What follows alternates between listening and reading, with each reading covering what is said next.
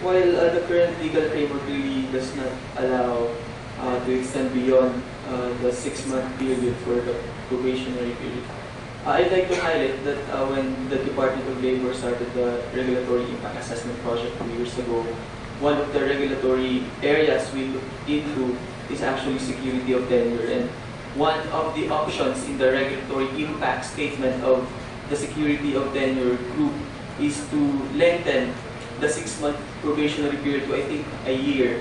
It's one of their options in the risk. Also, another regulatory area under the RIA project is the apprenticeship program. Again, under the current framework, in general, it should only be 6 months. But one of the options under the risk of the apprenticeship program is to extend it to 2 years. So currently, yes, ma'am. Currently, these regulatory areas are actually being looked into by the Department of Labor.